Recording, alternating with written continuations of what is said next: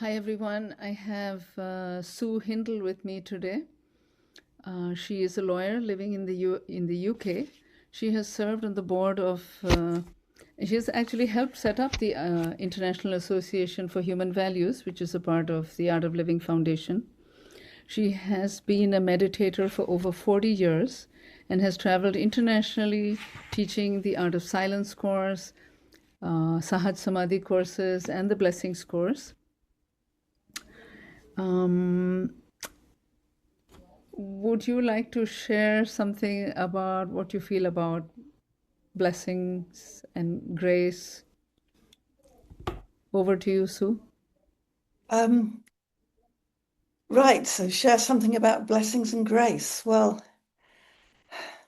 I mean, what is grace, I suppose? We all have a bit of a different understanding, perhaps, of how we see grace. From my perspective, look, I've been with this in this field now for a long time, over 46 years, and I come very much from a Western rational legal mindset, right? So this whole area is not natural territory for a lawyer, if I can put it that way. But I very much settled into an understanding that really works for me as in terms of grace. And so how I see it is that it's a universal, beneficial, positive energy that is somehow flowing throughout creation. It flows through all that is. And it's flowing night and day, whether we're aware of it or not.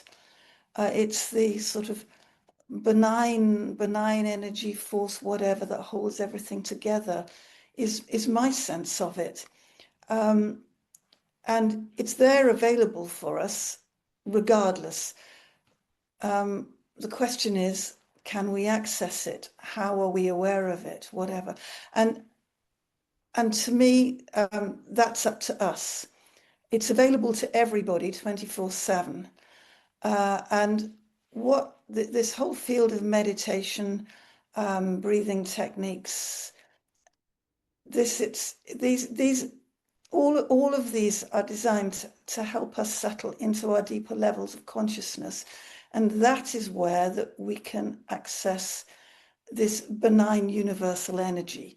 So all the processes, all the practices that we do are very much material in enabling us to make grace real in our lives, to manifest it for ourselves positively within our life and our life experience. And so, yeah, that's it. So that's in my view, I think, what we're doing. And so what is blessings all about? Blessings is a specific way that we've been given by Gurudev Sri Sri Ravi Shankar to help us access grace in a very particular way to assist us with healing and uplift for other people, assisting to bring positive energy and influence into difficult situations. So that's my understanding of grace and how I think it works. Wow, that's amazing. That's wonderful. I think you've pretty much answered it all.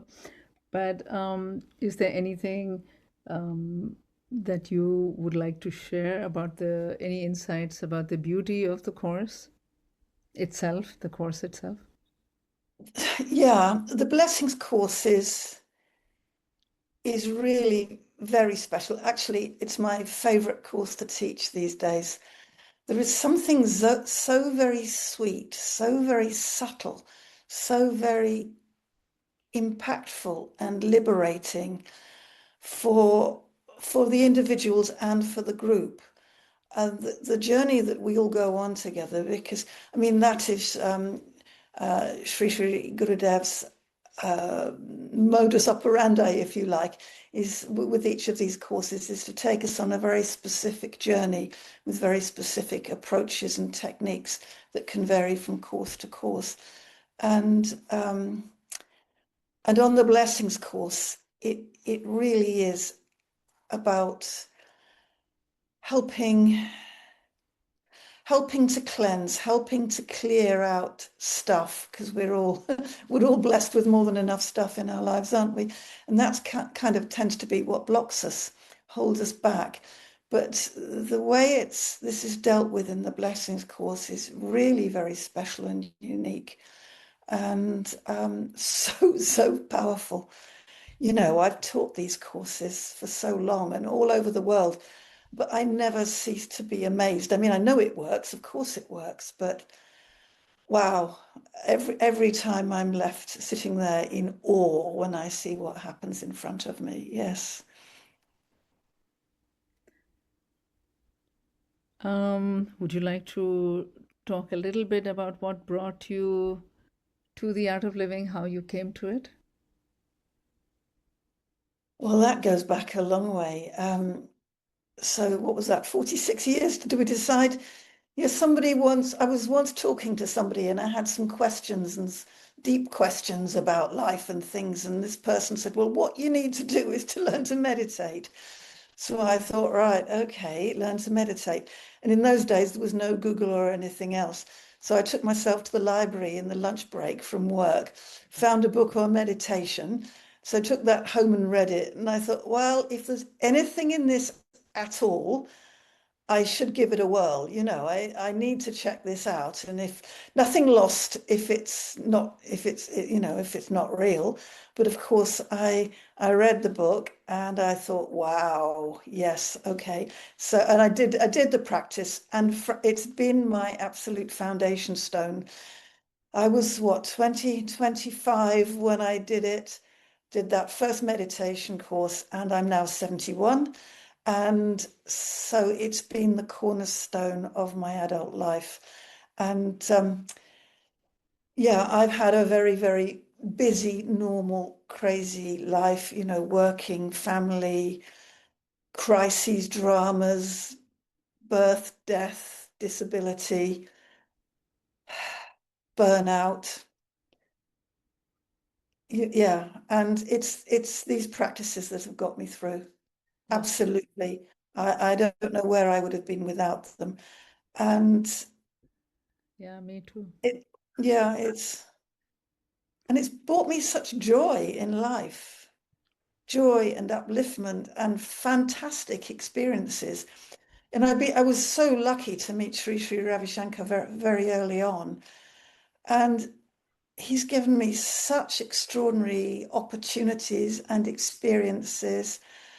And things beyond beyond anything I could even have fantasized about having. You know, I might have been ambitious, but it would never have occurred to me to fantasize about being an international traveling art of living teacher going around the world. And that's what happened. And it's oh, such a I love the international connections. I love my friends and contacts all over the world. I love the work we do. I mean, it's real. I mean, it's real. As I said at the beginning, I'm a lawyer, right? Litigation lawyer. The case rests on the evidence. And let me say, I wouldn't still be doing this all these years later if I had not seen so much abundant evidence on a daily basis throughout the whole period of what these practices, these programs can bring to others and to me. I mean, miracles. I mean, they say miracles are commonplace within art of living, and they really are. They really are. Yeah, They do say we depend on them on a yeah. daily And I basis. think if you to ask me why, I would think it's because, as I said, um, the practices enable us. The more we do them, regularly, we integrate them into our life, the more we become attuned in our own mind and our own consciousness with this universal, positive, benign energy force that runs through all things. And the more we're in tune with that, the more we're spontaneously intuitive, and the more we align with with nature and positivity and all that is. And that is fundamentally supportive. Yeah. Absolutely. That's beautifully said. I guess that's what keeps you going. Yeah. I couldn't be without it either. Why would I go back to how it used to be? No. I hear you. Do you have any advice for the next generation, or for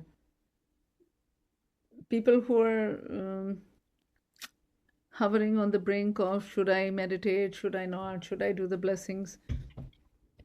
Well, should I meditate or should I not? Well, everybody should try new experiences. So if you haven't meditated and you don't know, you've got to give it a whirl, haven't you? How do you know if you don't try it? So yes, life is out there for these adventures and give it a go. I mean, it isn't for absolutely everybody, but so many, many, many people, millions of people do find it beneficial. So, what were the other questions you asked? I've forgotten. I have a different question for you. That what was that book that you first happened to find at the library? All right, that book was actually called the TM technique. Uh-huh. So this was TM back in the day, and transcendental meditation, Maharishi Mahesh Yogi, and he was in fact Gurudev's master, Sri Sri Ravi Shankar's. He was with him for quite some years, and then with his blessings went to set up the Art of Living Foundation and develop the ancient Indian Vedic knowledge in a slightly different direction. So that's it, and this flows directly from that. It comes from the same ancient root of knowledge. Yeah. Do you have any stories you'd like to share about some of these areas that you went to teach these advanced meditation practices in were pretty heavily steeped in conflict, like in Ireland, I can only imagine. And the stress levels must have been so high there, and in Israel, and I think other places in the Middle East.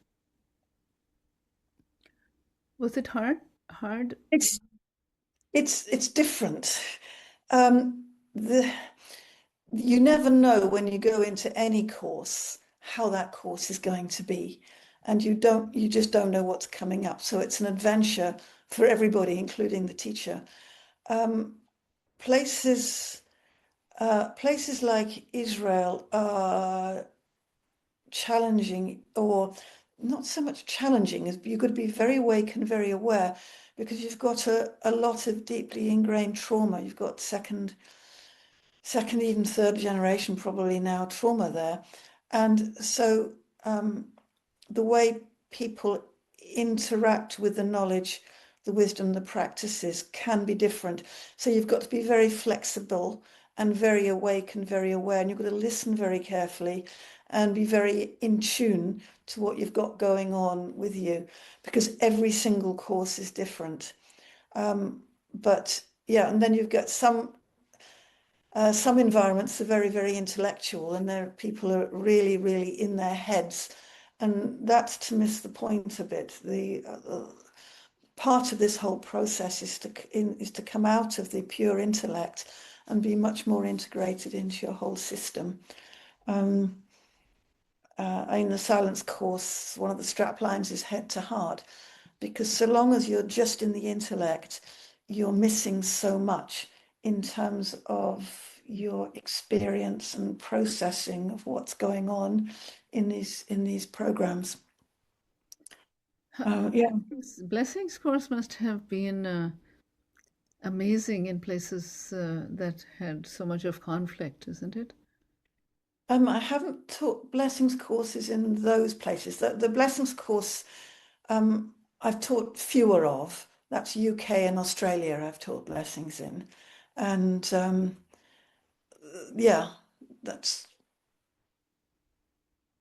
there's not been no special trauma there. I mean, individuals, of course, have their personal stuff, and they really go through that, and they have, yeah, there's processes for that, but very much, very supportive, very, yeah, very very supportive, um, reinforcing, upholding sort of approaches to helping people with the, again, I call it stuff because we all have it. Yes. Yeah. So, if I was to ask you, what is the your most favorite course to teach? You have a Blessings favorite, course. or it is? It is blessings course now. Yes. I mean, I do love the silence. And I have to say it's the silence course that was my cornerstone, um, savior, oasis of peace and calm. In all my crazy, crazy, busy working life with the family, it was recommended you do the blessings course twice a year at least, Mhm. minimum. And I did my twice a year, and I needed it. And it's what kept me sane. It recharged the batteries and so on. So the blessings course is an absolute foundation rock. Well, now they call it part two, don't they? So part one and part two, it's very important and complementary to the what was the happiness program, the part one. Yeah, Yeah. not the blessings is different, but the silence course is the part one and part two. Oh, yes, sorry. Did I say blessings? My mistake. I meant to say silence. Yes. Yeah. So not two blessings courses a year, two silence courses a Two year. silence courses a year. No, no, no. Not two blessings courses a year. No. No, two silence courses a year. Having said that, there's a bit of a tendency out there to think, oh, you only do the blessings course once, you don't need to do it again. But just lately, I've taught blessings courses with people in the groups where they've repeated, and they've been absolutely blown away by the different quality of experience second time round, and how they picked up on so much that sort of just went over their head, when they did it to start with. So it can be repeated, but not twice a year, no. Yeah. Yeah. Wow, that was really amazing. Thank you so much, Sue. Is there anything else you'd like to add before we wrap up for today? Not that springs to mind. I know you were, I thought you asked a question and then I forgot the second part of the question. And I know what it was because you asked if there was any piece of advice I should give, right? And this was a piece of advice that Gurudev Sri Sri Ravi Shankar gave me the very first time I met him, Mhm. which was back, February 94, right? So I'd just done my part one course 1 month beforehand. And Gurudev came to Wigan, which is a very working town, industrial town in the north of England. It's the last place you expect to find an Indian guru, but that's where he was. Anyway, so I'd done the course and I thought, well, this had been good and I'd enjoyed it. And the guy that had set it up was coming to the next town. So, well, I'd go and check him out. Wow. And so that's what I did. And I went there. And well, at the very end, it was quite an experience, but we'll be here all week if I tell you all about that. But at the very end, I thought, I wonder, this guy, he is extraordinary and he I do feel touched by him. Um, I wonder, I wonder. And so I approached him. He was sitting in the window at the end when I was leaving. And I simply said to him, I looked at him and he smiled at me and he waggled his head in the Indian way. And so I said, can you bring me to God? And he looked at me and he grinned. And he took my hand and he dropped into it one red rose petal. And he said, do the practices. Just do the practices. So I said, oh, thank you very much. Okay. Right, thank you. And I went on my way. And that's pretty much what I've done from that day to this. Wow. Just done the practices. And it's as simple as that because the practices, the processes, the methodology, the wisdom, the combination is so, so powerful. Effectively, that's all we need to do, is just do as we're told, basically, which doesn't come naturally to me, but hey, um, Yeah, and it's really that simple.